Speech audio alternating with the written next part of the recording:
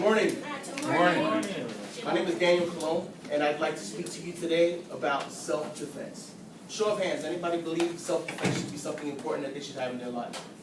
That's good, I really like that a lot. Well, I'm going to speak to you a little bit about self-defense and why I believe self-defense is so very important to me. When I was 5 years old, I witnessed my mother getting beat by her then husband and my younger sister's father. I stood there, I was 5 years old. I saw how my mother was repeatedly struck in the face by a 6 foot tall, 230-pound man. And I just stood there horrified. Couldn't do anything, didn't know what to do. I was only 5 years old, you know, basic child, afraid of everything.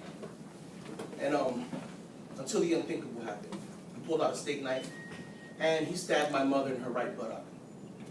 Now I know you see this and wow, actually the buttock is the best place to get stabbed in because you have so much fat that it just nothing happens.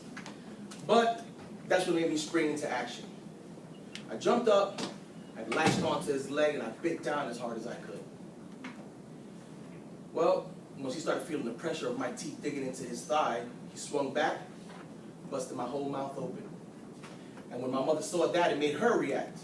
My mother reached back, she pulled out the knife from her buttock, and she sunk it to the hilt into his thigh, grabbed me and ran out the front door and straight to the hospital and the police.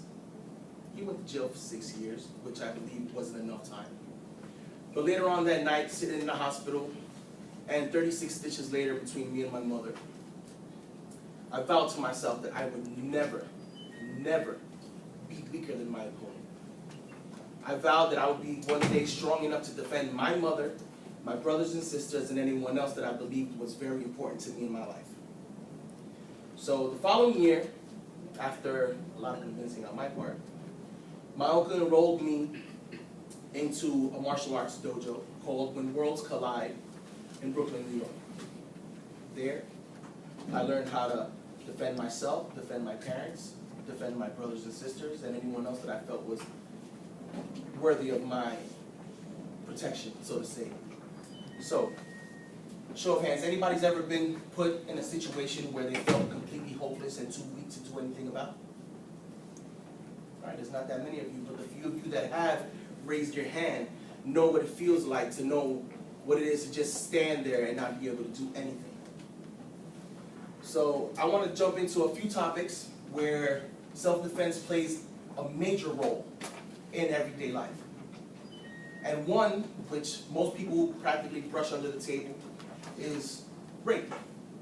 There are a lot of young women these days that are raped, and when they're afraid to come forward, because once they come forward, the first thing that happens is they're ridiculed by the police, they're ridiculed by the government, they're ridiculed by their family members and friends, saying that she looked for it, or you drank too much, or you had a really short skirt on, or really small shorts that your little butt cheeks were hanging out the bottom. You asked for this. Well, I got a surprise for you. No woman asks to be raped. There are a few self-defense techniques that can teach any woman.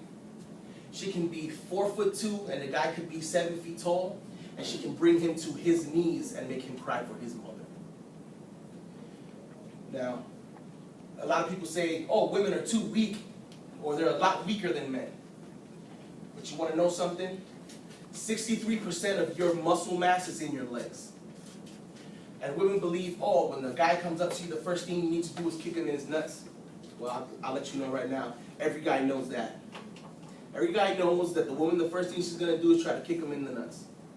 And the self-defense classes that I provide will teach you how to use your legs, your arms, and not even that much strength to subdue the person that's trying to attack you with the maximum amount of force and pressure that they can withstand. Now, there are other subjects, there are other topics that self-defense can be brought into, such as self-defense in a violent situation. Young men, nowadays, sometimes you're afraid to speak your mind or even go out because there are other people out there that are bullies that like to pick on you based on how you look, how you're dressed, the way you act. And sometimes there's 2 or 3 people that actually come at you and try to attack you. And my self-defense class teaches you how to grab the first person that attacks you and make sure they never forget you for the rest of their life. Every time they see you walk down the street, that's the guy that broke my arm. That's the guy that broke my knee. That's the guy that dislocated my jaw because I was stupid and foolish and ignorant, and I decided to attack him with my friends. I know it sounds violent, what I might be telling you, and you might feel as though, you know, hey, this guy's a little bit too off the edge. But after 16 years of martial arts training and seeing all the things that I have seen in this life, in this short life that I have,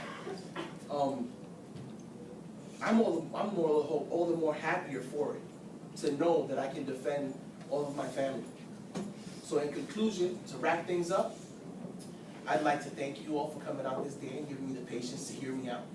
And anyone who might, and my aim is to hopefully make you more aware of self-defense and situations that you might face or others that you know may face in the future. For anyone that might be interested in taking self-defense classes, sometime next week I will begin giving free self-defense classes on 19th Street and 127th Avenue for the community, teaching youngins how to keep off the streets and teach them about discipline. And anyone who's willing to come, you're welcome. Thank you very much.